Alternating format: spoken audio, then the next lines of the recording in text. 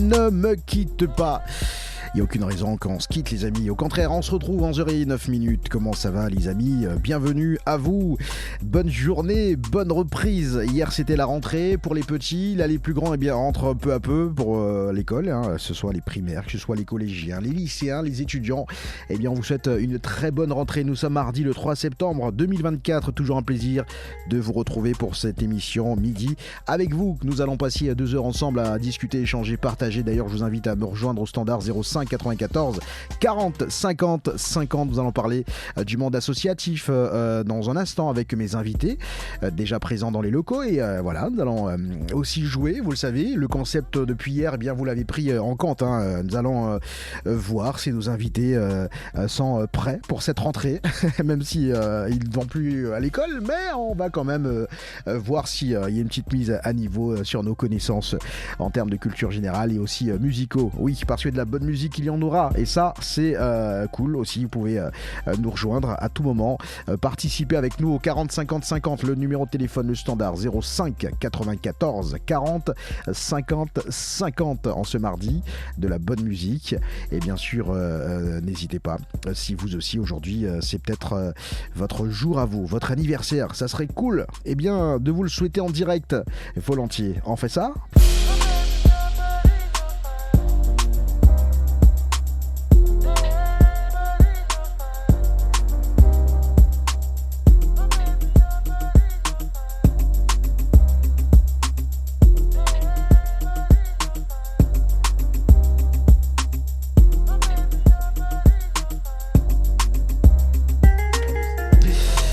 Les amis, comment ça va? J'espère que tout va bien. Il est 11h18 et je vous souhaite une bonne journée, une bonne fin de matinée ou ça dépend. Est-ce que vous vous réveillez à peine? Peut-être que vous êtes en vacances vous et que les autres sont en train de subir les embouteillages à cette heure-ci, je ne sais pas trop. Mardi 3, c'est la reprise quand même, c'est la rentrée des 5e, 4e, je crois, un truc comme ça. Bon, en tous les cas, c'est un plaisir de vous accompagner en musique et avec bien sûr des invités. Ils sont là. Alors, Cyril Moulard. C'est bien ça? C'est bien moi, jusqu'à c'est pas le bon micro. Bonjour Cyril, comment ça va? Bienvenue sur Mo News Radio. Merci de l'invitation. De jolies couleurs, moutarde, jaune, bleu et blanc. Le bleu on connaît, à la Cultimatech on aime bien. Cultimatech, effectivement, parce que c'est de ça qu'on va... Il s'agit d'association de monde, d'immersion dans le monde associatif et accompagné. Alors je ne sais pas comment je dois le présenter ce monsieur. Est-ce que j'emprunte son nom que toute la Guyane connaît ou son nom de naissance? Comme tu veux, il n'y a pas de souci. Jérémy Greg Prophète. Exact. Bonjour à tous. Bonjour Jérémy, ça va, la forme? Très bien. Écoutez messieurs, merci déjà d'avoir répondu à mon invitation aujourd'hui. La Cultimatech, qui était présent d'ailleurs ce week-end, c'était à l'occasion de... C'était le village ou la journée? Le salon plutôt, des associations. Et comme à chaque fois, la Cultimatech a répondu présente donc, dans ce rendez-vous. La Cultimatech. On va faire l'historique de la Cultimatech, raconter un petit peu ce que c'est que la Cultimatech, parce que tout le monde en parle. C'est un outil qui est devenu très important au sein de la communauté, au sein des Guyanais, des foyers. La Cultimatech existe depuis quand, Cyril? Alors la Cultimatech est un projet qui a été créé 100% pour la Guyane. En 2011, je me suis fait kidnapper par ma Guyanaise. Je suis arrivé en terre de Guyane et je me suis dit, il faut bien donc apporter quelque chose au pays. Et donc la Cultimatech, c'est culture de l'imaginaire et tech parce qu'on collectionne les supports d'activité. Donc l'idée derrière tout ça, c'est que je suis un gros passionné de jeux de société et je me suis dit, je vais essayer de faire un objet social qui permet de promouvoir le jeu comme bien culturel, qui permet de valoriser les savoirs de base, qui permet le lien social, l'échange, etc., etc., etc. Énormément de valeurs qui sont utilisées à titre professionnel, pour la passion, les loisirs, etc., etc. J'ai eu la chance assez rapidement que ça prenne. Ça a pris beaucoup plus que ce que je pensais. C'est-à-dire qu'à la base, je pensais juste sur une petite association ludique. On se rassemblait entre joueurs de 3 soirées par mois. Et le volet social s'est vraiment imposé à la Cultimatech. Dès la 2e année, donc dès 2012, on a pu se développer sur Saint-Laurent, Kourou, Cayenne, Remire, Matoury, Makouria, dans le cadre de la politique de la ville. Et en fait, l'essentiel de nos activités à l'époque était de proposer dans les quartiers l'accès aux jeux de société modernes, l'accès aux jeux vidéo, multimédia. Et progressivement, ça fait un petit effet boule de neige. À l'origine, j'étais tout seul, on me connaissait avec 2 valises. Et puis progressivement, j'ai eu des bénévoles, des services civiques qui nous ont rejoints grâce aux partenaires institutionnels, grâce aux différents financements que l'on pouvait avoir régulièrement. Et le point d'orgue, ça a été jusqu'à 100 services civiques en temps et en heure en 2016-2017. Ça a été un petit premier problème de croissance puisqu'on a grossi trop gros, trop rapidement et surtout avec des ressources humaines qui ne suivaient pas nécessairement, moi le premier. Et on s'est restructuré en 2018 pour monter la ludothèque Passe-Temps. Donc autofinancée, sans aucun financement. Et le mécanisme de ludothèque nous a permis de pérenniser de l'emploi, chose qu'on ne pouvait pas faire précédemment parce que même si on était subventionné pour des actions de terrain, ces subventions arrivaient au compte-gouttes, en retard, etc. Et on ne pouvait pas s'engager à embaucher des jeunes. Ouais. C'est un peu la problématique de beaucoup d'associations, hein, vous me direz. Hein, donc, pour ceux qui sont dans le monde associatif, on va pas mettre la faute sur les gens, on va pas pointer du doigt les responsables, mais c'est un réel problème et la Cultimatech a dû faire face à toutes ces problématiques. Moi je me rappelle, vous êtes passé dans les informations, il y avait eu un... On a fait un défilé carnaval hors carnaval. Sur la rocade, je me rappelle, hein, il se rappelle Jérémy. Oui, effectivement, sur cette période, ça avait été très douloureux. Ouais. On avait plus d'une quarantaine de jeunes bénévoles issus de la période Covid. C'était des jeunes qui nous avaient rejoints, qui nous avait accompagnés sur toutes nos actions Covid, où on intervenait dans les familles, notamment à Cogno, où on proposait la continuité pédagogique, où on proposait nos activités ludiques. Enfin, on a essayé de travailler contre ce fléau qui était le Covid, que ça soit en aidant des structures telles que Médecins du Monde, en les aidant en petite logistique, en nettoyant leur tente. Tous les médecins, ils avaient peut-être d'autres choses à faire à ce moment-là, la distribution de masques et autres. Et cette année-là, on avait totalisé plus de 80 000 € de retard de subvention. Est-ce que la Cultimatech peut être considérée comme d'utilité publique ou pas ? Alors, on ne mérite pas le terme tout simplement parce qu'il y a une norme administrative qu'il faut qu'il soit présent dans plusieurs régions, etc. etc. Okay. Mais on est clairement d'utilité publique au sens noble du terme, dans le sens où on a accès à des enfants qui ne vont pas nécessairement à l'école. On a accès à des personnes qui ne sont pas forcément intégrées parce que primo-arrivants ou des personnes qui sont ultra-périphériques en Guyane, donc du coup qui n'ont pas accès à tout le vivier qu'on peut avoir sur le littoral, etc. Et on leur donne surtout accès à des jeux de société modernes. Donc je ne parle pas de Monopoly, je ne parle pas de Bonne Paye, je ne parle pas de Uno, mais on a vraiment vocation à montrer plus de 2500 jeux de société issus de nos collections. Et il faut considérer que chaque jeu apporte quelque chose. D'accord. Et donc du coup, cet apport, il n'y a rien de mieux que le jeu pour développer une multitude de choses. Alors c'est pas une cabane à jeux et on met tout et n'importe quoi. C'est vraiment en fait chaque élément que vous apportez, en termes de jeu, que vous apportez dans votre structure, c'est réfléchi. Il y a une stratégie derrière, c'est ça, plus ou moins. Alors, je suis passionné, donc acheteur compulsif naturellement, donc il est clair qu'il y a certains jeux qui ont été plus une petite passion personnelle, etc. Mais c'est vrai que 80 à 90% des supports que l'on achète, il y a systématiquement une réflexion pour accompagner des publics en situation de handicap, aussi, les activités des plus jeunes pour tout ce qui est activités péri-extrascolaires. On est sur le plan de lutte contre l'illettrisme aussi avec France Travail, où on a des jeux qui permettent de faciliter l'accès à la langue française, ou en tout cas à son réemploi. On voit, donc on l'a vu encore ce week-end, il y a des gens, des passionnés. Alors j'ai pas le nom de celui qui accompagnait Jérémy durant ce salon. Monsieur Cou, oui. Monsieur Cou, on le voyait vraiment passionné. Alors je ne sais pas si c'est un bénévole, mais il est resté. Il y a une belle histoire autour de lui, justement. Ouais. Alors, justement, pour l'avoir observé, je regardais cet homme, et je disais mais tiens, il est très patient, à l'écoute des enfants, des tout petits, et il faut vraiment avoir ce qu'on a plus justement, ce temps, parce que le temps, on a l'impression qu'il court et on prend plus le temps pour le temps en fait. Cou par exemple est rentré donc au sein de la Cultimatech en tant que service civique en 2016.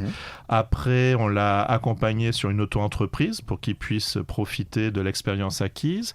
Ensuite, on a pu pérenniser son emploi sur 4-5 ans.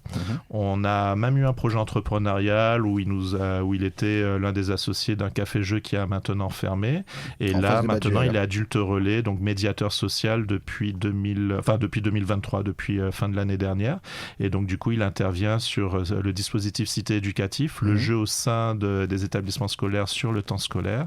Et là, il est réaffecté à nouveau à la ludothèque Passe-Temps, puisque de fait, c'est un ludothécaire. Bon, il faut lui faire passer maintenant ses échelons, mais il maîtrise plus de 400 à 500 jeux. Eh ben dis donc, alors toute une équipe, comment on fait pour durer dans le temps avec tous ces soucis de délai, de temps il faut vraiment avoir envie. Alors pour avoir échangé avec Cyril durant ce week-end, il me disait que là il est temps de passer la main et nous sommes en 2024 et il y a du changement au sein de la Cultimathèque. L'esprit Cultimathèque y est encore parce que toi tu supervises, mais si Jérémy est là, c'est pas pour rien. Raconte-nous, qu'est-ce qui s'est passé entre temps? Je crois que c'est depuis juin. Jérémy avec nous depuis juin. Véritablement, j'ai quitté la présidence depuis un an maintenant. C'est Steve Stilien, qui est ancien service civique de 2013, qui est maintenant instituteur et a une vie citoyenne assez active et qui est maintenant le président. Donc effectivement, il est basé à Saint-Laurent. Quand j'ai voulu démissionner, donc il a repris le flambeau. Naturellement, il a fallu faire tout un mécanisme de passation de pouvoir puisque, mine de rien, l'association Cultimathèque, ne serait-ce que par rapport à ses responsabilités de ressources humaines, par rapport à ses activités sur le terrain, c'est un outil à prendre en main et donc 6 mois n'ont pas été de trop pour cette passation effective et donc il lui fallait un appui et cet appui c'est Jérémy qui lui a apporté de par son expérience dans la vie associative et puis surtout l'intérêt qu'il a apporté à la Cultimathèque. Et on sait que Jérémy, pour ceux qui connaissent, quand même un des membres fondateurs de Feu Sasprod à l'époque, il connaît le monde associatif, il sait où aller frapper aux portes et il a surtout cette patience en tant qu'individu, très passionné par la nature. On peut raconter un peu l'histoire de Jérémy ou pas? Pas toi. S'il y a le temps, moi j'ai aucun souci. On a le temps. Fan accru, en tout cas pour tout ce qui est le monde associatif depuis très longtemps. Donc oui, mon premier bébé a été avec le Sasprod, mais après j'ai aussi découvert de travailler dans des associations. Du coup j'ai passé aussi dans des associations en lien avec la surdité, le CERAC, la PROCEP aussi, au service appui associatif aussi. Je peux presque me mettre presque en consultant en tout cas, avec une grosse expérience autour du monde associatif.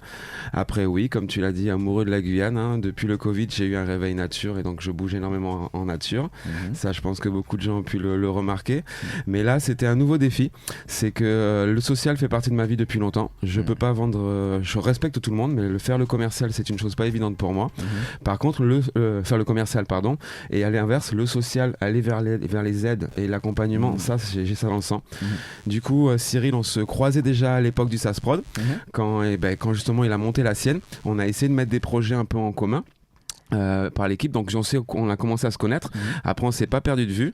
Lui il a eu la chance que son bébé a perduré contrairement au nôtre en fait. La Cultimathèque est toujours là et puis tout simplement on a gardé sur les réseaux des échanges en fait et j'ai stipulé que c'était assez compliqué, que avant pas assez de diplômes pour trouver du travail ou trop. Maintenant on vous dit que vous êtes trop qualifié et du coup j'en ai fait un statut. Et tout bêtement, Cyril y a répondu, il m'a dit viens, on va parler, passe à la Culti, on va en parler ensemble. Donc déjà tu vois l'accroche elle était originale. Après on a pris le temps de connaître son bébé. On s'est pas vu en un entretien, on a pris le temps de parler, d'échanger. T'as pris du recul, t'as observé, t'as regardé. Moi j'en avais déjà depuis quelques années. J'avais déjà pris un long recul, je m'étais dit même le monde associatif, si je pouvais le mettre sur le côté, je l'aurais fait. Mais bon, t'as l'amour et puis ça te rattrape. Il y a ce que tu sais faire aussi. Et puis la cause m'a plu. C'est que là, on voit, c'est encore une belle association qui a un bagage autour du bénévole, une chose que j'avais un peu du mal à croire moi à l'époque du Sasprod. Et là, je le dis clairement, j'ai pris une baffe en fait. On a fait des événements, là on est sorti comme il a dit, sur toutes les politiques de ville pour la ludothèque, mais en itinérance en fait. On est allé à Saint-Georges, on est allé à on a fait l'Ouest, on a fait pratiquement toutes les grandes communes en tout cas, à chaque fois avec une vingtaine de bénévoles à nos côtés, des bénévoles engagés, présents, soif d'apprendre, avec la bonne humeur, puis tu sais ce nouveau vent là en fait, j'y croyais plus, je pensais pas que ça existait. Et justement, grâce à ça, tu vois, ça m'a réveillé moi aussi en soi. Après, il y a le fait que c'est une association qui fait, oui, des sorties dans les quartiers, mais qui a trouvé un système pour s'autofinancer aussi, qui est le passe-temps. Donc, c'est répondre à une problématique. Nous, notre local est basé sur la commune de Rémière-Montjoly. On s'est retrouvé en face d'un établissement très connu. ils ont mis en place... Tu peux le nommer, hein. D'accord, c'est l'école Sainte-Thérèse, en fait, à Montjoly. Et ben de là, en fait, le passe-temps a été monté. Bon, j'étais pas encore là, hein. Moi je redonne avec mes mots, Cyril me corrigera si besoin. Et du coup, ben, on a une association qui, comme toutes les autres, a du mal à vivre, perçoit quelques subventions de temps à autre, mais a un moyen de quoi se faire survivre et a pu répondre à une problématique aux yeux des parents, en fait. Moi, étant parent aussi, je sais c'est quoi. Et puis, c'est une aventure autour de l'enfance. Et moi, je le dis avec mes mots, c'est que le début encore pour la Culti. Pour moi, il y a encore des... Autant lui, ça fait de longues années. Paliers. Là, il y a encore beaucoup de route à faire. Moi, en tout cas, j'en vois. Je pense qu'il y en a vraiment encore. Du potentiel. Exactement. Et puis... Il y a toujours cette étincelle en fait, c'est ça. Et pareil, là on fait face aux problématiques que tout le monde connaît avec la rentrée, etc. Nous on agit surtout sur le périscolaire, l'extrascolaire aussi. Et sur aussi les temps, on a un club d'activité. Du coup aussi les enfants peuvent venir. À ne pas confondre avec un centre aéré aussi, d'accord. Voilà, pour pas faire l'amalgame. L'histoire du jeu aussi, ça m'a rappelé moi mon aventure avec la musique. On a utilisé la musique avec le SASPROD comme un vecteur d'insertion. Et là c'est la même chose mais avec du jeu de société. On a tous des enfants qui restent scotchés avec des tablettes, scotchés devant les écrans. Là, il y a un raisonnement de vous venez, vous avez accès à des jeux. Et tout à l'heure, on parlait d'animation. Les animateurs qui sont là ont un gros travail de formation qui a été fait avec Cyril pour que les enfants ne soient pas posés sur une table avec un jeu. On les attire, on les fait jouer, il y a une ambiance, il y a tout ce qui va avec. On fait tourner les jeux et en fait, le cerveau fonctionne. Donc, quand l'enfant il est revenu chez lui, après 7 ans chez nous, il est stimulé. Exactement, tu as trouvé le mot. Du coup, pour moi, je trouve qu'on répond à un gros besoin sans non plus arriver et dire on a tout réinventé, on est les meilleurs, on est ci. Et ça reste convenable pour le tout passant, en fait, concrètement. Que les gens qui viennent adhérer. Pareil pour nous, au niveau du DRH, en tout cas des employés, il y a une vocation de former. Il y a beaucoup de gens diplômés dans l'enfance, c'est une chose. Mais par contre, il faut en former de nouveaux. Et du coup, avec ce bénévolat, ces accès-là, c'est encore une valeur. Donc pour moi, on est sur plein d'axes sur la même association. Tout pour me faire adhérer et pour que moi, en tout cas, j'y crois et j'y aille à fond. Dans tous les cas, selon le regard de Cyril, on voit que il a parfaitement compris l'idée de la Cultimatech. En fait, ta vision, la Cultimatech, c'est une philosophie. C'est une philosophie tournée vers le social, parce qu'effectivement, ça fait partie de moi intrinsèquement. La Cultimatech, pendant très longtemps, ça a été moi. Maintenant, je m'en sépare. Je fais vivre ce bébé qui est maintenant à l'âge d'un adolescent et donc qui a besoin d'oncles et de tantes pour continuer à évoluer. Et donc, effectivement, c'était important pour moi d'apporter quelque chose de positif. Alors, c'est vrai que la plupart des gens s'arrêtent au premier niveau, c'est-à-dire, on est là, on va s'occuper des enfants si c'est des enfants, des personnes en situation de handicap si c'est des personnes en situation de handicap, etc. Mais ça ne s'arrête pas là. Il s'arrête qu'à ce premier niveau-là. Donc c'est déjà pas mal qu'on ne nous arrête pas qu'aux enfants, parce que pendant très longtemps, ce n'était le jeu que pour les enfants. Donc déjà, maintenant, on a réussi à aller vers des publics non francophones, on a réussi à aller vers des publics en situation de handicap, etc., etc., etc. Et en fait, notre deuxième sujet, ce sont nos encadrants. La logique, elle était simple. En fait, dans le métier donc, de ludothécaire, si on a besoin de ludothécaire en Guyane, deux possibilités. Ou bien on prend un jeune Guyanais, on l'envoie faire ses études et il ne revient pas, tout simplement parce qu'il va faire sa best life en métropole avec sa vie sociale qui va s'organiser pendant 2 ans, avec l'âge et surtout des propositions qui existeront en France et qui n'existent pas en Guyane. Ou sinon, on fait venir quelqu'un de l'extérieur qui a les diplômes, mais qui a le problème des gens de l'extérieur, c'est-à-dire qu'au bout de 2 ans, 3 ans, ils sont susceptibles de partir, ou éventuellement, s'ils sont très bons, d'aller vers une autre structure qui pourra mieux les financer et autres. Ma stratégie, elle a été simple, c'était tout simplement dire, il nous faut des jeunes Guyanais qui vont acquérir de l'expérience, donc on accepte énormément de stagiaires. Pendant très longtemps, plus de 60% de nos bénévoles des vacances étaient issus de nos anciens stagiaires, c'est-à-dire une adhésion au-delà du temps nécessaire à valider des diplômes, etc. On a donc aussi des universitaires qui, eux, cette fois-ci, allaient clairement vers des diplômes d'encadrement et autres. Et l'apport jeu était là justement pour leur montrer des spécialisations et surtout un intérêt qu'ils pouvaient apporter à court terme pour l'association et à moyen terme sur leur vie professionnelle. Et là, on est pile poil à un stade où on est en mesure d'embaucher des diplômés, donc petite enfance, encadrement et compagnie, en leur apportant cette spécialisation du jeu de société. Et là, par exemple, on a des membres, Steve Stilien, par exemple, qui est le président de l'association. Il a commencé, il a été service civique pendant ses études, il est devenu instituteur, il a bien mené sa vie sociale au mieux qu'on peut se faire dans un engagement. Il était déjà instituteur avant ou pas? Non, du tout. Il est passé instituteur. L'association a plus de 14 ans, donc il a grandi. C'est ce que je dis, il a grandi et puis il a... Ouais. Voilà. C'est peut-être aussi un peu grâce à vous. Le problème qu'il y a, c'est que les gens ont existé sans la Cultimathèque et sans moi. Mais par contre, effectivement, chacun va partager ses expériences en disant heureusement que tu étais là pour cette période-là. Ou il est modeste, Non, mais il a raison en soi. C'est que ce qu'il veut montrer, c'est qu'il y a quand même un cursus un peu qui se fait. Et en plus, on a quoi de mieux que le président qui le démontre. C'est vrai. On commence en bénévole pour beaucoup. On passe en service civique, donc l'étape stagiaire, on connaît le statut. Après, pour certains, on peut passer en PEC, comme on a en ce moment nos salariés aussi. Et puis après, voir plus, etc. Et le but, c'est que il n'y a pas un turnover en fait. On a certains salariés qui sont contents, qui nous disent je veux aller aussi ailleurs et tout ça. Mais pourtant, un cas qu'on a eu il n'y a pas longtemps, il nous a dit je change de structure. On s'est dit c'est un bon élément. Mais pourtant, il vient toujours maintenant en mode bénévole. Et nous, quand on est en train de faire de la recherche aussi pour un projet qu'on a, de recruter, il nous envoie des collègues à lui, tu vois. Et du coup, quelqu'un qui est en classe avec d'autres dans le même diplôme, quand ils te disent j'ai travaillé là, ils ont fait ça, ils m'ont aidé, va les voir, hop, c'est encore un contact de mieux. Et nous, au lieu d'aller gratter des annonces et courir après les gens, on a des gens qui viennent vers nous motivés. Tu vois, c'est chaque petite chose. Voilà, c'est comme une boucle concrètement. La boucle se fait. Des graines. Voilà. On plante des graines et après, on récolte, tout simplement.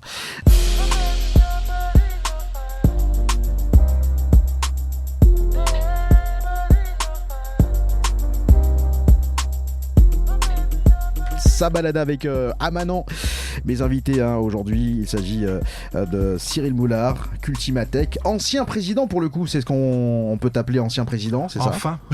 Enfin. Mais toujours fondateur. Fondateur, ça restera ça. Ah oui. Voilà. Lorsqu'on verra les plaques commémoratives, on verra les statuts de Cyril, on dira il a créé la Cultimathèque. Rappelle-nous la date de la création, c'était en quelle année? En 2011. 2011, ça va, ça tient, il a dit.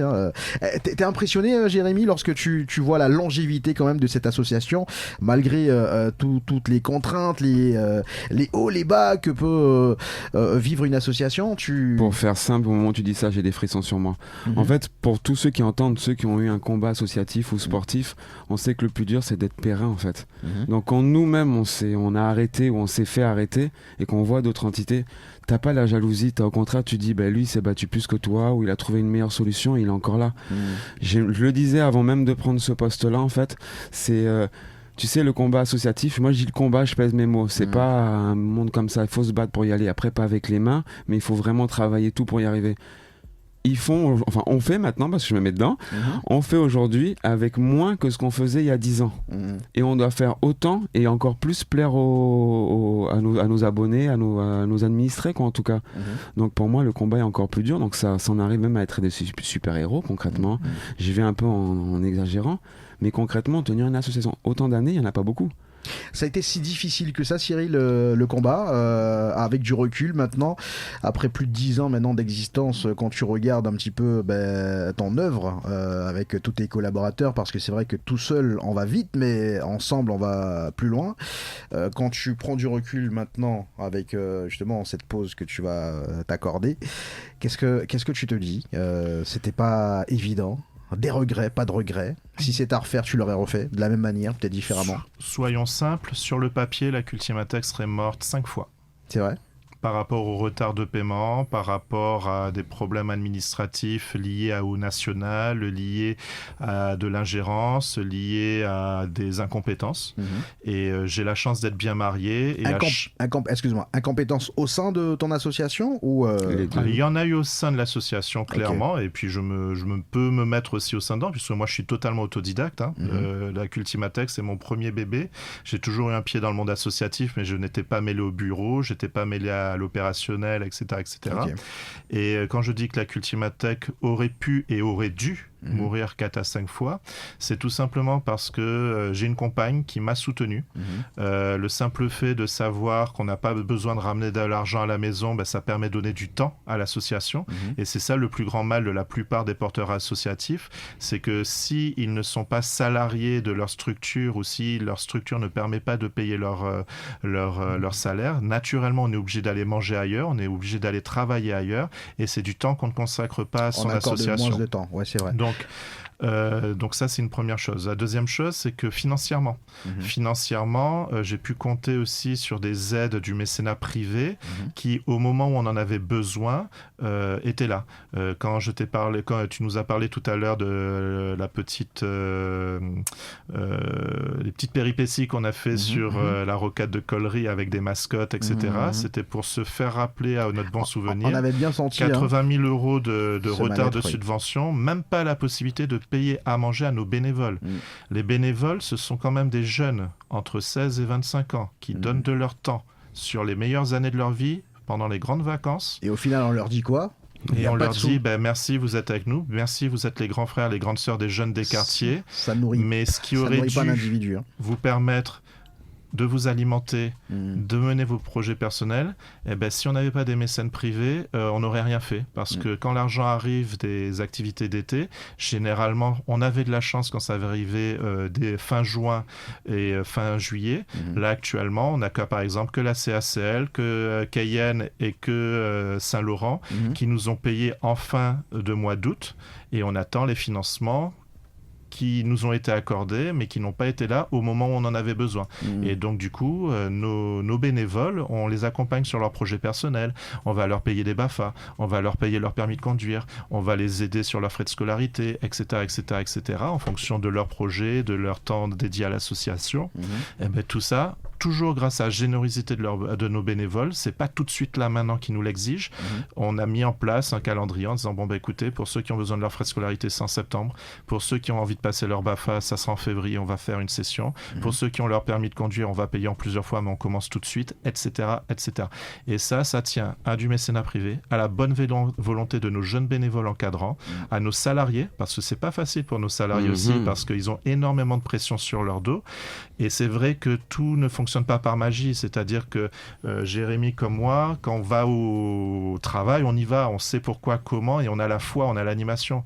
Un jeune ou un moins jeune qui est juste rémunéré en tant que simple salarié au SMIC, c'est pas tout à fait la même chose. Et donc même s'ils sont vaillants avec nous, je pense à Mariana, je pense à Kou, ils ont accumulé de la fatigue psychique, c'est-à-dire que moi, ce dont j'ai souffert en tant que responsable, etc., ça transparaît à travers eux. Et donc c'est très compliqué de réussir à les accompagner sans les démoraliser, en essayant de toujours les pousser vers le haut. Et il n'y a pas de photo, quand il n'y a pas d'argent, il n'y a pas d'argent, et c'est là où ça fait mal. Toujours garder un petit peu, en tout cas, un soupçon d'espoir pour les gens, parce que c'est vrai que lorsqu'on travaille dans une atmosphère où on voit que son responsable est pas serein, du coup ça déstabilise et puis ça crée des tensions, des angoisses, du stress, et le travail il est fait qu'à moitié ou pas du tout. Preuve en est, quand j'ai démissionné de mon poste de président l'an dernier, on avait 4 piliers historiques au sein de l'association, ils sont tous partis au bout de 2 à 3 mois. Après ta démission. Après ma démission. Donc du coup, Steph Stilien, à qui j'avais confié une bonne équipe, etc., s'est retrouvé en difficulté. Et ce qui a expliqué pourquoi j'ai été encore autant présent pour accompagner. Donc là, j'ai accompagné Jérémy. Et théoriquement, Jérémy prend plein pouvoir là, puisque du coup, tous les dossiers qui vont être menés maintenant, ce seront les siens.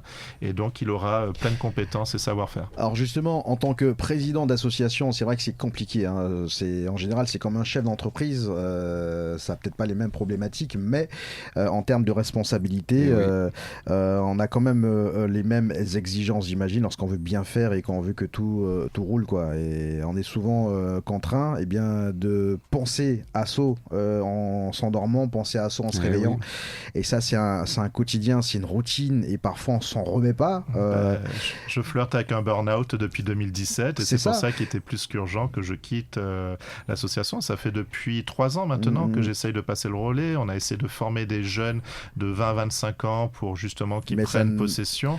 Y a un temps pour chaque chose, c'est-à-dire qu'à 20-25 ans, on est encore sur son temps formatif, on est sur la mise en place de sa vie. Et, tu avais quel âge lorsque tu as créé la Cultimathèque? J'étais déjà un jeune vieux, j'avais 29 ans. 29 ans. Au moment de la réflexion, la création même. Et puis effectivement, je pense qu'il faut quand même une certaine maturité, il faut une certaine vocation, parce qu'on ne sait pas de quoi demain est fait. Quand on avait 20 ans, on rencontrait une demoiselle, on avait une occasion de travailler hors du département, on sautait dessus. Effectivement. Alors pour revenir un petit peu c'est quand même assez intéressant. Alors tu as quitté la présidence et les collaborateurs, les gens les piliers sont partis. Alors qu'est-ce qui fait qu'ils étaient là alors? C'était toi? Il y avait, je sais pas, ils n'avaient pas conservé cet esprit Cultimathèque, le bateau? Non, c'est une conjonction. L'un de ceux qui est parti a basculé maintenant secrétaire. Il est parti de la Cultimathèque parce que peut-être qu'il ne les retrouvait plus ou peut-être qu'il avait tout simplement besoin d'évoluer. Karl, par exemple, ça faisait depuis 7 ans qu'il était au sein de la Cultimathèque. Okay. Donc peut-être le désir d'aller voir ailleurs aussi. Mais quand il est parti, de salarié, il a basculé secrétaire de l'association, donc il est encore là. Okay. On a d'autres qui étaient jeunes, c'est-à-dire qu'ils sortaient de leur diplôme. Quand je dis ancien, c'est à partir de 3 ans, 4 ans d'ancienneté dans l'association. Hein. On avait par exemple des jeunes qui avaient été stagiaires, puis bénévoles, puis ceci, puis cela, qui on avait proposé un emploi, un service civique et autres, et qui ont trouvé mieux ailleurs, donc ils ont sauté sur l'occasion. Ça n'empêche pas qu'ils reviennent parfois en tant que bénévoles. J'en ai déménagé un pas plus tard que ce week-end. Donc non, les liens sont encore là, mais c'est vrai qu'on ne peut pas exiger l'abnégation, on ne peut pas exiger l'implication à 100% de personnes qui sont eux-mêmes en train de se former à tous les niveaux. Donc c'est normal, c'est un sacerdoce et on ne peut pas l'imposer à d'autres. Alors c'est ma réflexion, parce que je me dis, est-ce qu'en 2004, qu'est-ce qui fera qu'un individu, un jeune, parce que jeune, je m'entends bien, pour moi un jeune c'est quoi? C'est tout ce qui est en dessous de nous. Hein. Quoi qu'il arrive. Et il y en a de plus en plus. Un jeune en 2024, je suis président d'association, je suis membre actif et que j'ai envie de convaincre un jeune. Est-ce que de nos jours, c'est encore possible? C'est possible ou pas? Oui, il y en a encore, puisque par exemple, je pense à Isaiah Cummings, président de l'association Grain Daily. C'est une association que la Cultimathèque a aidé, forgé, accompagné et qui maintenant, depuis 2 ans, est maintenant totalement autonome et qui a macéré au sein de la Cultimathèque pendant 3 ans. Okay. Isaiah était un bénévole de la première heure. Il a plus ou moins joué le poste d'assistant de direction en tant que bénévole au moment où on avait réellement besoin d'accompagnants. Et ça a été, entre guillemets, le remerciement de la Cultimathèque d'accompagner Isaiah sur son projet de vie. Donc, Isaiah est un jeune, donc ça existe encore. Et puis même les jeunes de cet été, on a été en premier contact cet été parce qu'on les a recrutés fin juin. Et parmi eux, on a Dédé, par exemple, qui se propose d'être président en 2024, il me semble. C'est ça. Et se projette. Oui. En 2024, en fait, cette année. C'est non, pas 2024. Non, il a dit 2034. 2034, qui s'appelle aussi les jeunes aussi. Mais en fait, c'est la motivation. Comme il t'a pris pour Isaiah, en fait, c'est quelqu'un qui a faim, qui en veut et qui a des grands frères ou des personnes qui vont au moins le guider parce qu'il aura des coups bas, en fait, et des moments où il sera en bas. C'est là qu'il faut lui montrer que non, ça existe, on l'a vu avant toi, comme on fait dans le sport et dans d'autres domaines. Pour moi, il n'y a rien de nouveau. Mais il y en a qui ont faim. Après, des fois, il y en a qui ont faim, mais qui ont personne à côté pour les aider. Il y a les structures, ils sont trop occupés à survivre, et c'est là où je trouve ça très bien la Culti, c'est que oui, on doit survivre, mais on prend un temps pour former et accompagner tout ce reste de personnes qui gravitent autour de nous. Donc en fait, l'échange, il est bidirectionnel, en fait, c'est pas que nous qui demandons, etc. Et du coup, tu as ces échanges-là, et pour revenir, c'est là que tu vois, hop, lui, il a faim. On prend le président. Un président, très souvent, ils sont pas actifs, en fait. Ce sont des personnes qui vont représenter l'association, qui vont signer les documents. Là, le monsieur, à l'inverse, il est ultra actif. Il est professeur des écoles. À côté encore, il est impliqué politiquement aussi.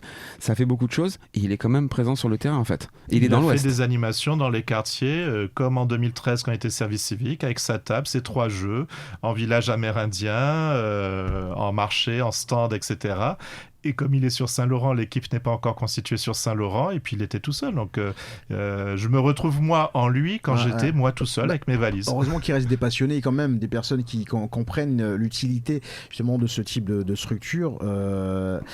Je pense, moi je me suis toujours dit, dans cette Guyane, il y a forcément un fief en fait. Il y a des personnes forcément volontaires. Elles demandent juste à être découvertes, ces personnes. Et...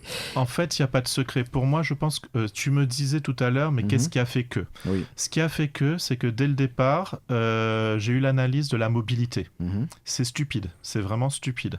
Mais il est clair qu'un bénévole, si tu ne lui proposes pas du covoiturage, il va peut-être venir une seule fois. Et après, il va se dire, ouais, mais je vais pas faire 1h30 de trajet pour faire 2 heures gratuites, machin, etc., etc. Et nous, la Cultimatech, effectivement, c'est notre richesse. C'est à travers les minibus que l'on a autofinancé. Vous en avez 2, c'est ça 2, et puis on va pour s'en séparer d'un, parce qu'effectivement, maintenant, ça coûte cher, un véhicule. Et comme les subventions n'arrivent pas assez rapidement, comme les autofinancements sont d'abord là pour payer les ressources humaines, on est trop petit pour être considéré... Enfin, on est trop petit pour être considéré comme gros et trop gros pour être considéré comme petit. Et structurellement, une structure telle que la Cultimatech, on est sur du 150 000, 200 000 euros annuels de fonctionnement global entre les loyers, les véhicules, les assurances, les ressources humaines, etc. Ça paraît énorme. 200 000. Mais même le passe-temps, on n'a pas pris le temps d'en parler. Le passe-temps, le local, à Montjoly, plus de 600 mètres carrés, je n'exagère pas. 300 mètres carrés. 300 mètres carrés dédiés. En gros, c'est une bibliothèque avec quelques livres et aussi énormément de jeux, en fait.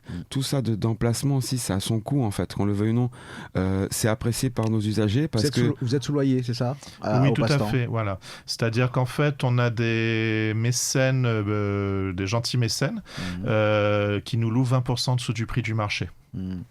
La structure est grande, 300 mètres. Ah oui, après, tu as la législation pour recevoir les jeunes et les moins jeunes aussi. Tu dois les séparer. Et après, quand on est sur le jeu. Donc, tu dois bien avoir des tables différentes, des séparations. Oui. Et notre but, nous, c'est pas de faire l'usine. Tu peux très bien remplir et mettre 80 personnes dans un lieu comme ça. Nous, on bloque nos fosses pour qu'il reste la convivialité. Après, en parlant toujours dans les charges, il faut le climatiser, il faut l'assurer, il faut l'entretenir. Tu vois, c'est énorme. Mais c'est pas toutes les assos. Pareil, encore une fois, un mérite pour la Cultimatech. Combien d'assos ont leur local ? Très peu. Et là, même si oui, il y a pas mal d'années, mais arriver à obtenir ce local-là et le conserver, parce que c'est pas parce que tu l'as que l'année prochaine, tu peux pas ne plus le payer puis le perdre. On aurait pu arrêter en mai. En mai, on était en train de se poser la question. La Cultimatech a des subventions. L'essentiel de ces subventions sont des activités sociales externalisées. Si on supprime la ludothèque en elle-même, on n'a plus besoin d'avoir des permanents, on n'a plus besoin d'avoir des charges d'électricité, etc. Et de manière très prosaïque, on s'est dit, est-ce qu'on coule le porte-avions Parce que malgré tout, la ludothèque, c'est certes une source d'autofinancement, parce qu'il y a des parents qui nous confient leurs enfants en périscolaire, ainsi que la mairie de Rémire, soit dit au passage, avec le DSU. Mais c'est aussi une zone d'exposition, c'est-à-dire que nos partenaires institutionnels, leur simple fait de leur montrer plus de 100 mètres linéaires de jeux de société, ils comprennent qu'on ne fait pas que du Monopoly, ils comprennent qu'on ne fait pas que du Uno. Le simple fait d'avoir les jeux vidéo, c'est leur montrer aussi que le jeu vidéo, c'est autre chose qu'être assis devant son canapé. On va faire de la compétition de jeux vidéo, on fait de la démocratisation. Là, on vient de relancer le pôle multimédia avec l'acquisition de 8 casques VR en réalité augmentée, donc tout ce que ça implique à côté. Vous avez une belle vitrine, mais avec toutes les contraintes, je pense que vous envisagez de réduire, c'est ça en fait Alors, on attend sur les subventions, ça dépend de quand elles arrivent. C'est comme tout, c'est-à-dire que par exemple, là, on vient de commencer la rentrée, ça veut dire qu'on s'est engagé avec des parents à tenir jusqu'au 30 juin. Mais à ce jour-là, on a une visibilité sur 2 mois. Ah oui, c'est très court. Donc on sait qu'on a des mécènes à travers nos propriétaires qui sont prêts à mettre de côté le loyer le temps que l'argent arrive. Donc ça déjà c'est une première force parce que toutes les associations n'ont pas cette force. On a les parents cette année, on a fait une proposition, on leur a dit écoutez, est-ce que vous pourriez payer l'année complètement en paiement plusieurs fois bien sûr et on réduit le prix. À notre grande surprise, ça a quand même été assez bien accepté. Ça veut dire que là on a un trésor de guerre pour au moins attendre les subventions. Ok. Et donc Bon, ben, en tout cas, à toutes les personnes qui écoutent, hein. Je rappelle, parce que là, on papote, on échange, mais c'est tellement intéressant parce que je pense que les gens qui sont à l'écoute là en ce moment dans leur voiture, qui sont à la maison, au bureau, hein, vous êtes peut-être membre d'associations et vous vous retrouvez peut-être dans tous ces propos. Et si vous avez un avis à donner, ben, pourquoi pas. Jérémy Prophète avec nous en studio et puis Cyril Boulard, ex-président de l'association, la Cultimatech. Et alors le statut que tu as au sein de la structure, Jérémy, c'est le directeur donc de la Cultimatech, et un président bien sûr en la personne de Steve Stilia, donc à Saint-Laurent-du-Maroni, qui vient de faire sa rentrée. Voilà, donc. il a fait sa rentrée en tant qu'enseignant. Et puis voilà, on fait une pause parce que c'est l'information, les amis. Et puis voilà, ça sera déjà la deuxième partie. Vous avez vu, hein, ça va très très vite, Mo News Radio. Jusque là, ça va, tout va bien. Très bien pour nous. On peut rester des heures. On est venu avec nos coussins. Hein. Bah oui, avec les coussins, c'est ça. On est bien reçus. Il y a le Monopoly qui va avec. Allez, à tout de suite. Alors, ça va bien, la Cultimatech. On parlait tout à l'heure du parcours de vie, de combattant même, j'ai envie de dire, et de passionné surtout de Cyril. Jérémy également issu du monde de l'association. J'ai l'impression que vous êtes bien trouvés tous les deux finalement, parce que je vois que lorsque Cyril parle, eh bien, alors moi, je suis admiratif parce que j'entends deux hommes devant moi qui sont vraiment qui ont vécu des expériences et qui les a rendus plus forts finalement.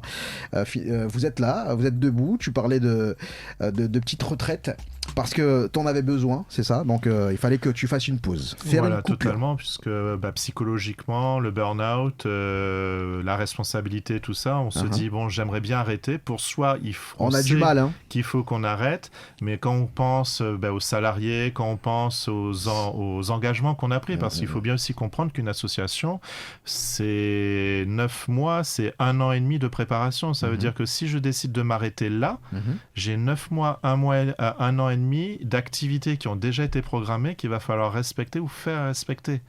La seule chose qu'on s'est ménagé avec Steve, puisque Steve est secrétaire de l'association depuis le 2017 avant d'avoir basculé l'an dernier président, c'était qu'on se mettait systématiquement le 30 juin en disant stop ou encore. Ok. Et là, par exemple, j'étais déjà sur les rotules puisque j'ai quitté l'association en tant que président l'an dernier. J'ai accompagné Steve pour pas qu'il se retrouve dans les ennuis, dans le sens où avoir une telle structure à gérer immédiatement, c'est très compliqué si on n'a pas tous les tenants aboutissants, monter les demandes de subventions, représenter l'association auprès des partenaires, accompagner les ressources humaines dans leur développement et donc dans leur financement, etc. Et quand j'ai eu l'opportunité de proposer à Jérémy de nous rejoindre, j'étais déjà sur les rotules et on était justement en train de se dire bon, on arrête ou pas? Et on a eu une autre occasion qui nous a dit on va continuer encore un peu sur les vacances, et puis Jérémy est arrivé, puis là effectivement les perspectives sont beaucoup plus larges puisque du coup j'aurai pour ma santé personnelle moins de scrupules à me dire c'est bon. J'ai confié le bébé, donc là on en est à ce stade-là puisque dès le mois prochain va y avoir les demandes de subventions pour 2025 et là c'est clairement Jérémy, c'est clairement Steve qui vont pouvoir se mettre dessus. Quelle est ta vision à toi, Jérémy, pour le futur? Parce que là on est sur un engagement à durée indéterminée pour l'instant. Tout à fait. Directeur donc, de la Cultimatech, ta vision à toi de cet outil que te lègue donc le président, enfin que surtout Cyril, ex-président. De toute façon on reste président à vie, hein. De base, on a considéré que j'étais membre fondateur, donc en tant que tel, je serais le vieux grincheux dans son armoire qui dit c'est pas comme ça qu'il faut faire les choses. Le druide. C'est ça. Moi, en un premier temps, c'est honoré déjà, parce que je sais c'est quoi de confier son bébé, parce que moi c'est comme ça que j'appelle ça, c'est son bébé. Après une belle petite pause, un super défi surtout, c'est que il l'a vu, Cyril, et les autres l'ont vu, c'est que j'ai pris à bras le corps tout de suite. Voilà, je fais pas le travail, mes heures sont finies, j'arrête, etc. L'engagement associatif, c'est ça. Et encore plus quand tu as des responsabilités. Et du coup, moi, ça me plaît. Ça me donne sens, ça résonne en moi en tout cas. Et puis envie de faire des choses aussi, envie de continuer. Moi, franchement, prêt. Vraiment prêt. Ouais. En tout cas, on souhaite longue vie, une bonne route aussi, hein, surtout à la Cultimatech, et puis que les instances, les institutions, les collectivités puissent entendre la voix des associations, parce que en créer une association, au départ, c'est une volonté, c'est vraiment parce qu'on a des idées, et lorsqu'on est accompagné, c'est encore mieux. Vous avez bon espoir que les choses s'améliorent ou pas pour le futur ? Entre les échanges entre les collectivités, les partenaires. Il y a énormément de choses qui rentrent en jeu, c'est-à-dire que déjà d'une manière générale, l'argent disponible pour les associations diminue de plus en plus. Donc bon gré mal gré, différentes associations se retrouvent en concurrence sur les mêmes fonds. Et donc c'est malheureux parce que nous on fait du jeu, mais il y a une autre association à côté qui va faire telle et telle activité qui est tout aussi noble que la nôtre, telle et telle activité tout aussi noble que la nôtre, et en fait on se retrouve en association alors que c'est un engagement de cœur et social, en tout cas la plupart du temps. On se retrouve en concurrence avec d'autres associations. Alors pourquoi? Parce qu'on va être sur les mêmes fonds. Pourquoi? Parce qu'on va être sur les mêmes territoires. Pourquoi? Parce que c'est comme ça. Et c'est malheureux parce que du coup, déjà entre associations, on est complémentaires. On devrait pas avoir à se dire, là il y a 10 000 euros, il faut que je fasse un projet qui soit encore plus costaud que celui d'à côté, sous prétexte que c'est le nôtre, alors que l'association à côté a un objet qui est différent du nôtre et qui a tout autant d'intérêt. Et c'est malheureux parce que on a des gestionnaires administratifs d'État. Alors c'est pas de leur faute non plus, parce que si en haut on leur dit qu'il y a moins d'argent, etc., ils se retrouvent à répercuter. Et hélas, au niveau local, de temps en temps, hélas, on peut avoir affaire à des copinages. Hélas, on peut avoir affaire à des choses qui se sont toujours faites, alors ça doit continuer comme ça. Ça existe depuis des années. Et c'est compliqué. C'est compliqué parce que là, par exemple, on a des retards de paiement, mais qu'est-ce que vous voulez qu'on fasse puisque l'an prochain, on va déposer des demandes de subvention au même bureau. Donc ça veut dire que si on montre un petit peu trop les dents parce qu'on a faim et parce qu'on a des gens qui tombent, la fois d'après, on risque peut-être d'être pénalisé. Et on sait que les gens sont très susceptibles. Et voilà, ils sont très rancuniers plutôt. Très bien. Mais nous n'avons que des partenaires intelligents et qui de fait vont faire tout le travail nécessaire. Alors avec tout ça, moi j'ai envie de me dire, mais est-ce qu'on peut donner comme conseil à quelqu'un, est-ce qu'on peut lui dire tu peux faire ton association. Il y a moins de sous. C'est la première chose que je propose aux jeunes, c'est-à-dire qu'un jeune par défaut ne sera jamais embauché à sa juste valeur en fonction de son diplôme donc, ou en fonction de l'énergie qu'il est censé pouvoir donner à sa jeunesse. Et donc du coup, le monde associatif, si tu aimes, je sais pas, les voitures télécommandées, si tu aimes l'art MB, si tu aimes la musique, si tu aimes, propose quelque chose parce que tu pourras jouer ton rôle de grand frère, de grande sœur en faisant aimer ta passion. Et quand tu joues ce rôle-là par rapport aux plus jeunes, tu montres un exemple. Jérémy parlait de chair de poule, etc. Là, ça commence à me monter. Et effectivement, on a tous dans notre vie une personne pivot qui à un instant T nous a montré la voie. Non pas parce qu'elle nous a dit fais ci, fais ci, fais ça, mais parce qu'on l'a vu. Et moi, ce que j'attends, c'est que par exemple, tous les bénévoles qu'on a mis sur le terrain aient suscité des envies auprès des plus jeunes de 7, 8 ans, 9 ans, 10 ans qu'ils ont vu dans les quartiers, qui ont vu des grands frères, des grandes sœurs, qui payent pas de mine parce que ils sont en claquettes, ils sont en t-shirt, c'est des grands frères, des grandes sœurs issus des quartiers la plupart du temps, soit dit au passage, et ils ont été structurants parce qu'à défaut ces jeunes ils n'auraient pas eu d'activité. Et donc du coup c'est leur montrer aussi qu'il n'y a pas que l'argent, il y a aussi la passion, il y a aussi l'envie, il y a aussi l'ambiance, et c'est ça qui devrait transparaître théoriquement du monde associatif.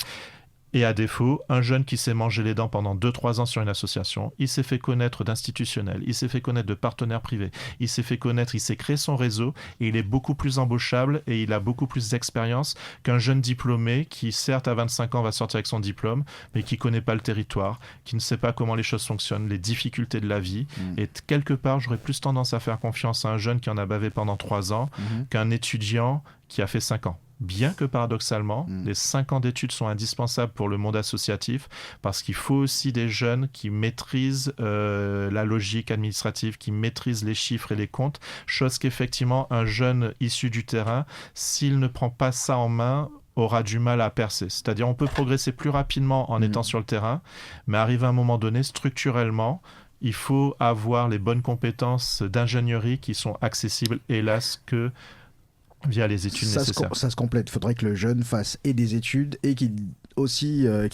s'engage dans le monde associatif pour voir la réalité dans un premier temps, pour ne pas avoir justement un choc trop important. Parce que lorsqu'on sort de l'école avec des œillères, on est formaté.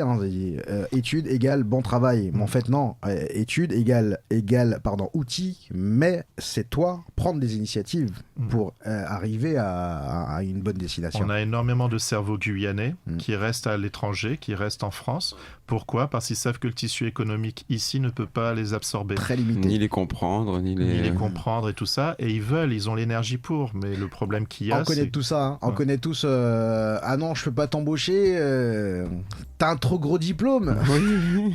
Mais on m'a dit d'aller chercher des diplômes. Enfin bref. Mais ça, c'est une réalité du terrain. Hein. Moi, perso, je me la suis pris plein de fois. Hein. Pour anecdote, et ça, j'envoie le courage à ceux qui le font. Pendant de longues années, pas assez de diplômes. On passe par une VAE, on passe sur du plus 4. Et là, l'inverse, c'est vous êtes trop qualifié pour le poste. C'est ça. Ouais. Et on va prendre quand on vous le dit 10 fois, vous savez plus quoi faire en fait. Et on va prendre quelqu'un peut-être de moins cher ou même pas, quelqu'un qui a moins de diplômes, moins de compétences. J'appelle ça des faisans office. C'est-à-dire que ce sont des personnes qui sont déjà dans la place. Le service qui aurait dû recruter théoriquement au savoir-faire et aux compétences et aux diplômes. Sauf que les personnes ne rentrent pas immédiatement dans leur poste. Donc du coup, on fait avec ceux qui sont déjà présents. Et ceux déjà présents ont tout le mérite d'avoir été là depuis le début. Mais hélas, s'ils ne complètent pas leurs compétences de terrain avec des connaissances théoriques, ils occupent une place qui aurait pu être plus pertinente pour quelqu'un qui avait fait cette démarche-là. Messieurs, le monde associatif est très vaste et très complexe par moments. Il faut le comprendre, il faut le vivre pour le croire, pour le voir et aussi. Vous l'avez vu, vous l'avez subi, vous en avez bouffé, comme on dit. Hein, et puis voilà, donc vous êtes encore debout, ça vous a forgé, j'imagine. Je pense qu'un repos bien mérité, peut-être 1 an sur une île déserte avec un hamac, avec un petit coco à la main, avec une petite paille et tout. Et Jérémy garde la baraque, et tant mieux. À toutes ceux et celles qui nous écoutent et qui sont issus du monde associatif, on vous souhaite bon courage, les amis, parce que c'est pas facile. Hein, faut le Merci. dire. Puis de même pour tous les autres qui sont à l'écoute et qui se battent eux-mêmes pour leurs associations, petites ou grandes. Voilà. On va passer maintenant. C'est presque terminé, mais avant de vous lâcher, avant de vous libérer, à rappeler, donc vous retrouverez dans cette interview sur la chaîne YouTube MoNews TV. On n'a pas encore la télé, mais il y a la chaîne YouTube. Il y en a au moins 4 ici. Il y en a plusieurs, des écrans. En tout cas, on va passer à un autre délire. Alors pour commencer, je sais que vous êtes passionné de musique, l'un est passionné de jeux de société, mais pas que. Hein. Alors qu'est-ce qui t'anime encore plus, Cyril, en plus des jeux de société ? Les films, le cinéma, le sport ? Alors en temps et en heure, j'ai eu plusieurs accès aux films, tout simplement parce que de manière totalement illégale, en l'an 2000, avant qu'Internet soit ce qu'il est, avant que Netflix soit ce qu'il est, j'ai rassemblé les collections de Guadeloupe et Martinique universitaires. Chaque voyage, c'était 200 et quelques CD. Je ne sais pas si c'est encore punissable ou pas. Ouais. Et puis, sur ma préparation de la ludothèque passe-temps, de la Cultimathèque, pardon, j'étais en métropole et j'ai profité d'une carte UGC illimitée pendant 2 ans. Ça. Donc du coup, j'ai pu bien m'abreuver. Ok. Et Jérémy, en plus de la musique, qu'est-ce qui t'anime ? Tout, la vie. Bon, moi, je resterai sur la nature, sur ce qu'on a en Guyane, sur toute la beauté qu'on a ici, qu'on ne découvre pas. Parce que peu de gens prennent le temps d'aller découvrir. On prend l'avion, on va voir au Brésil, on va voir en métropole. Il faut voyager, il faut bouger. Il faut bouger, hein, je laisse à tout le monde. Mais n'oubliez pas qu'ici, au pays, on a plein de belles choses et elles demandent qu'à être découvertes. Et très souvent, ça coûte pas cher. On a l'impression que nous sommes dans cette Guyane, qu'il y a plusieurs pays, en fait, dans cette Guyane. C'est ça. On a l'impression de voyager, effectivement, à moindre coût.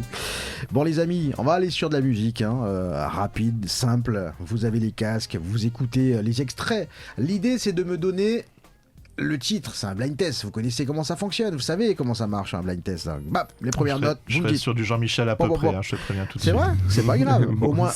Au moins toi qui connais, qui sait ce que c'est de prendre des risques, tu essaieras. On y va pour le premier titre, vous êtes prêts ou pas ? C'est parti. Allez, c'est parti, et on va voir. J'aurai peut-être des surprises.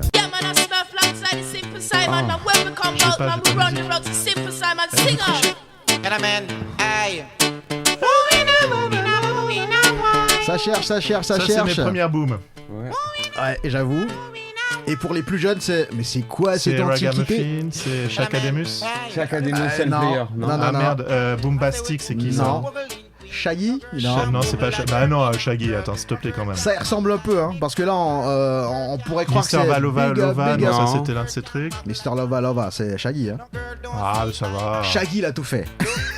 Non, ça vous dit rien ? Non, le son, je le connais par cœur, mais le titre, je bug. Je vais vous aider. La réponse est dans le début.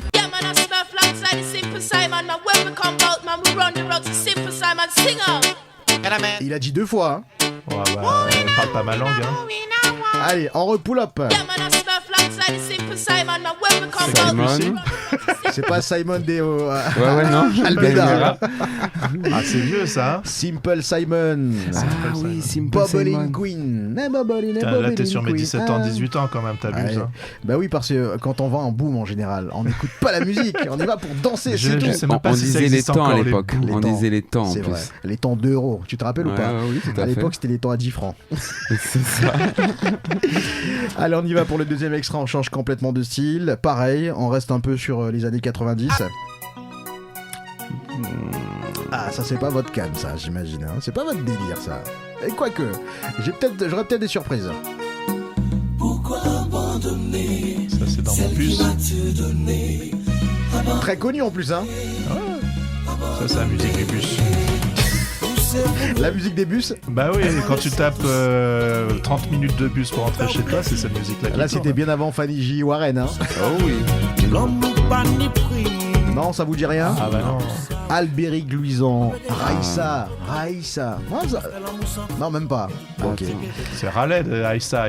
Non, Raïssa.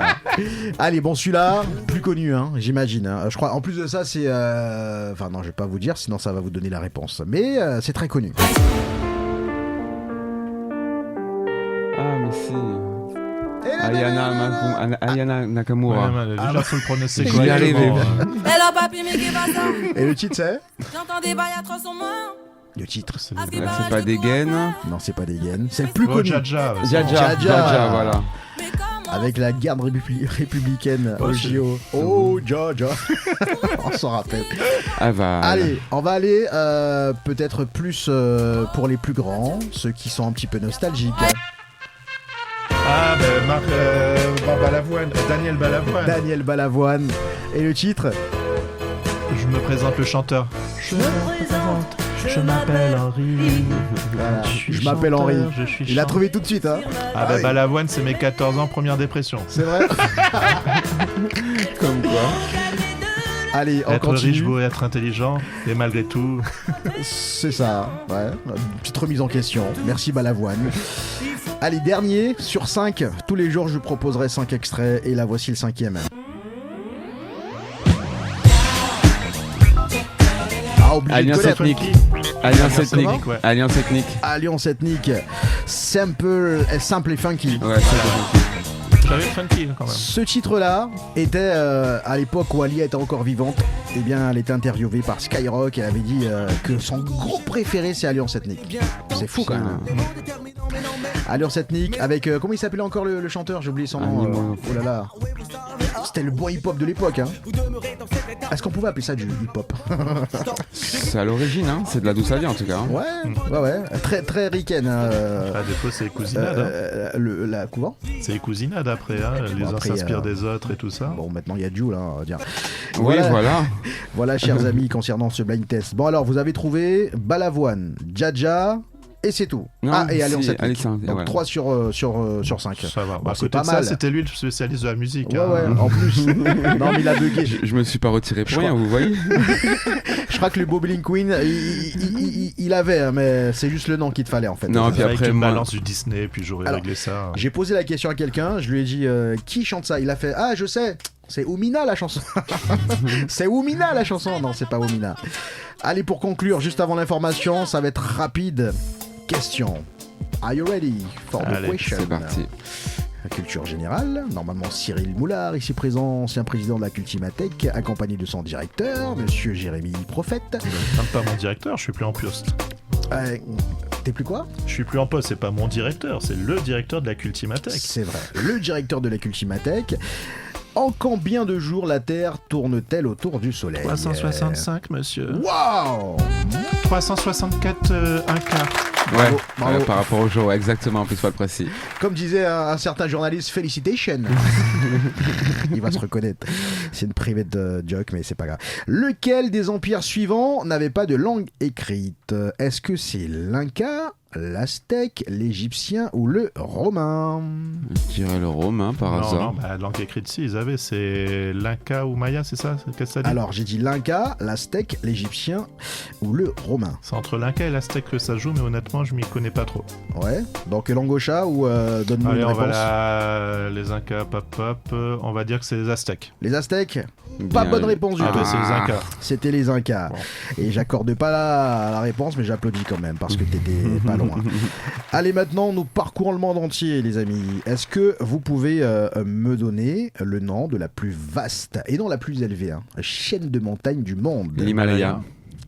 Ah non, la fosse, si, le truc dans l'océan Pacifique, en comptant le plancher La des... plus vaste. Hein? Plus vaste et pas la plus élevée. La plus vaste. La chaîne de montagne la plus vaste. Bah, on peut taper en France aussi, tant qu'à faire alors ça. Eh ben écoutez, proposez. Je Alpes. vous écoute. Je vois la zone géographique, mais c'est vrai que l'Himalaya est vaste quand Oui, même, ça oh. prend de la place. S'il y a plus J'aurais loin que tendance à l'Himalaya, dire je quand crois même Himalaya parce que c'est large quand même. Il y a quand même un continent qui passe sous l'autre. Je vais vous laisser. C'est pas la bonne réponse pour l'instant. Alors, Est-ce que vous donnez votre langue de chat? vaste, distance d'un point à un autre ou largeur? Alors j'ai pas toutes ces infos. Sinon, la cordillère des Andes, elle est pas mal parce qu'elle tire sur tout le continent.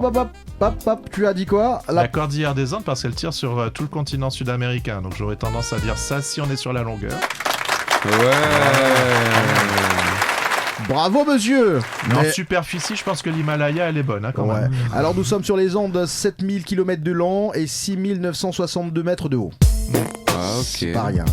Il reste encore 3 questions, ok? Mais juste avant... C'est le Super Banco, c'est 500 là en principe, c'est ça? Ouais, c'est ça. Ok. L'appel à un ami, le Joker. Il est à pas tout, hein. Une pause sur l'info tout de suite.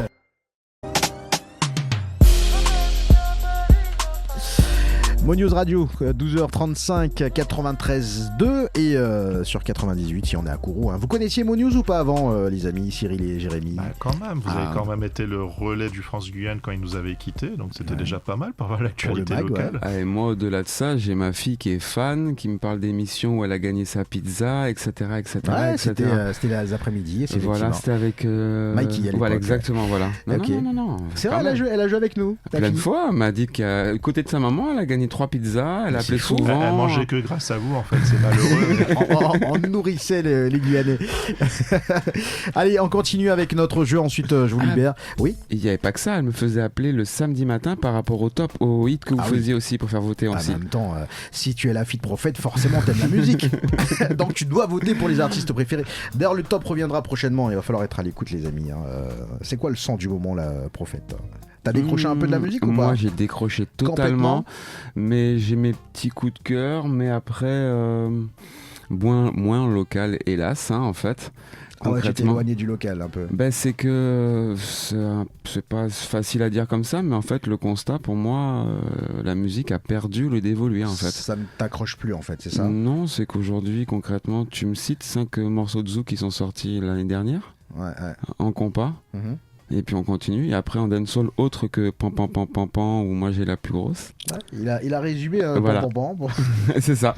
Je critique pas la musique pour tout le monde, hein, mais j'y trouve plus mon goût moi. C'est à ce moment-là on se rend compte qu'on devient vieux. Exactement, Ah, exactement. Un certain Dr. Dre disait qu'il n'aime pas ce qu'il entend, mais rien ne l'oblige à écouter. Voilà, c'est pour tout le monde. C'est voilà, il sait, il est conscient que le rap d'avant ne sera plus jamais le rap d'aujourd'hui, que ça évolue, c'est la société qui évolue, les jeunes parlent avec ce qu'ils ont comme, enfin, ils utilisent des outils qu'ils ont en leur possession et voilà, c'est leur moyen d'expression actuel. Demain ça changera, comme le disait aussi un YouTuber, là, il disait oui, il fait écouter Ayam à son fils, mais son fils dit mais c'est quoi ce truc là? Ah bon, mais t'écoutes quoi? Ah ouais, moi j'écoute Gazo, moi j'écoute. Et lui le papa il dit mais c'est quoi ça? Il a été déshérité je crois à ce moment-là, parce qu'on peut pas cracher sur Ayam comme ça. Non mais après Ayam c'est vrai que c'est un autre état d'esprit. Allez on continue, nous nous sommes donc arrêtés tout à l'heure avec le nom de la plus vaste chaîne de montagne, et c'était effectivement les Andins. On y va pour cette fois-ci le nom du plus long fleuve C'est l'Amazonie. du monde. Ouais, Bah, ça, l'Amazonie. c'est le Rio Grande. Hein. Citez le nom du plus long fleuve du monde. L'Amazone. Ouais, pour moi c'est le plus long. Alors moi c'est pas ça que j'ai comme réponse. Ah, vérifiez. Hein. Ah, peut-être qu'on confond aussi Ouais. avec le débit en fait. c'est pas le Nil. Le Nil. Le Nil, ah ouais. C'est le plus large à la limite, mais pas le plus long.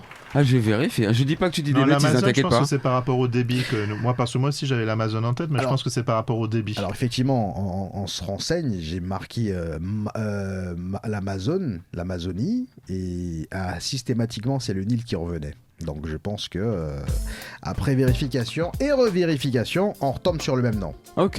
Donc j'accorde. Mais comme quoi. Le Nil. Mais vous avez trouvé? Bah c'est l'important. Eh ben écoute, c'est les important. 500. Les pépettes, les patates, ça c'est les inconnus. Allez, maintenant on part sur la langue, la littérature et l'art.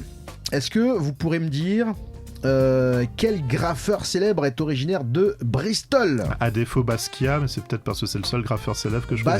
Bastia ou Basquiat. Tu prononces peut-être pas bien. On y est. Je ne sais pas. On est sur du bas, mais pas sur du bas, sur plus Ah merde, du banc, Andy Warhol, du c'est banc, son pote Andy Warhol, du c'est le jeune black qui est sorti avec Madonna, qui lui a donné des... Banc. Banc. Ah, Bangui. Ah non, ça n'a rien à voir. Attends. Bans, vas-y, balance, je l'ai pas. Langue au chat. Bansky. Ouais, rien à voir avec Basquiat du coup. Autant Banksy. pour moi. Alors c'est un célèbre originaire de Bristol. Et il fait en noir, il fait sur des murs noirs ça, avec Banksy. le petit cœur rouge, etc. Ah bah c'est le plus célèbre. Ouais. Voilà, au monde. Ok. Bon, c'est intéressant quand même. Oui. Bah Parce que tu totalement. dis, mais tiens, ah ouais. J'avais ok. juste 20 ans de différence de décalage, c'est tout. Ah bah écoute, dans 20 ans on te reposera la question. Alors on termine par celle-ci. Quelle peinture emblématique a fait la renommée de l'artiste norvégien Edvard Munch ou Munch, Le c'est cri. Munch, hein.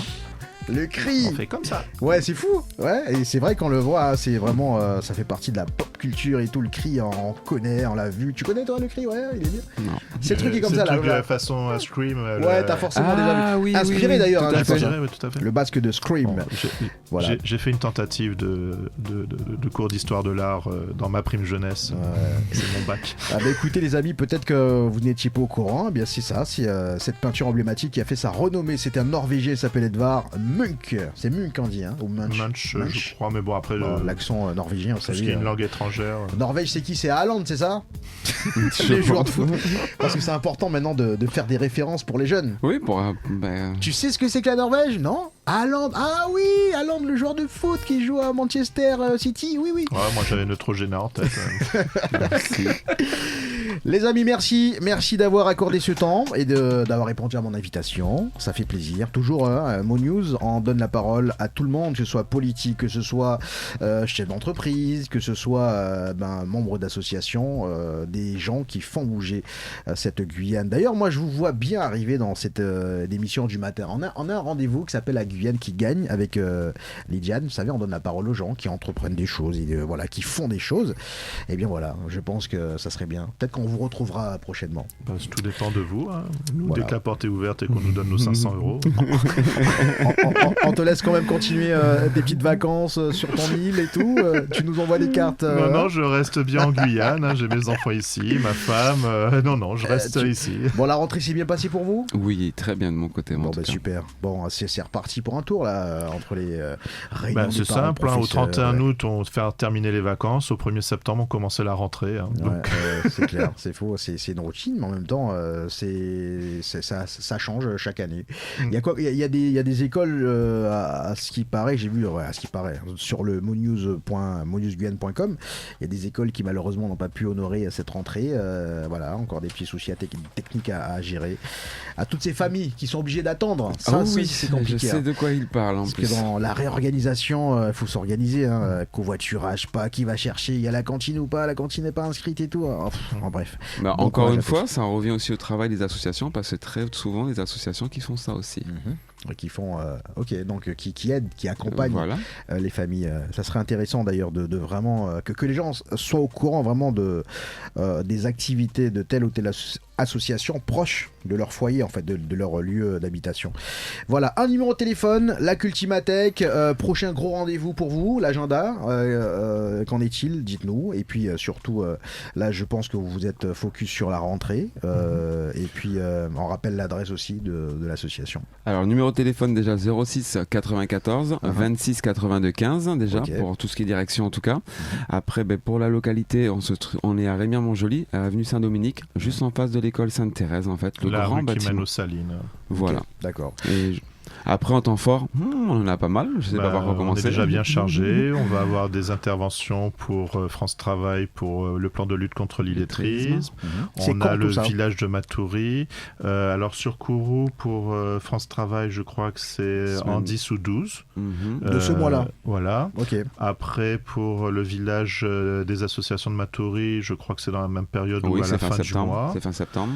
On a des invitations diverses. On va participer aussi, alors j'ai pas le nom exact de l'association, mais avec Catherine Fatarsi et donc les jeunes qu'elle accompagne autour du cancer, et donc de leur apporter un temps de réjouissance sur leur maladie, etc., un temps de partage. Et puis en fait on arrête, la Cultimathèque arrête jamais. Faut que j'arrête de dire en fait, parce que pour l'instant je reçois encore les coups de téléphone des personnes qui me connaissent. Systématiquement je renvoie vers Jérémy ou vers Steve, et puis bon. Ne t'inquiète pas, on t'aidera. On est là pour ça en tout cas. Mais oui, pas mal de choses en perspective encore. Puis comme il vient de dire, on vient de faire notre rentrée aussi pour tout ce qui est périscolaire, l'extrascolaire aussi. Du coup, la mise en place, les recrutements à faire, la formation de ces personnes-là. Et puis dès que les vacances recommencent, on retourne aussi avec le ludobus dans les quartiers aussi. On a quand même pas mal encore de sorties prévues. Le ludobus avec la CACL, on ne s'est pas encore rapproché des municipalités, mais là tout de suite, là maintenant, on va se rapprocher des municipalités de la CACL pour mettre en place les itinérances du ludobus. Donc la possibilité de créer un espace de jeu au sein donc des communes, en dehors de la politique de la ville, et donc du coup aller davantage sur Roura, davantage sur Montcinéry. Mais on se projette aussi, pour l'instant c'est à travailler, mais sur Maripasoula et sur Camopi, c'est des idées aussi. Parce qu'on n'a pas encore été... Ce sera sur tes projets 2025. Tu connais Camopi ou pas, Cyril, non ? J'y suis jamais allé, on a eu l'occasion d'aller à Maripasoula. Je crois qu'il a un petit carbet rien qu'à lui là-bas. Il y va souvent. Non, mais puis c'est surtout qu'on sait pas parler de ses enfants du placard. Non déclaré, c'est ça. Merci en tout cas, messieurs. Merci en tout cas, merci à tous. Alors qu'est-ce qu'on peut... On peut aussi vous retrouver sur les réseaux, j'imagine, sur pas encore, Facebook. puisque pareil, sur Facebook, c'était mon adresse semi-pro qui était. Donc on a Ludocultimacom. Il y a Ludocultimacom où j'ai transféré toutes les photos d'archives et toutes les vidéos d'archives.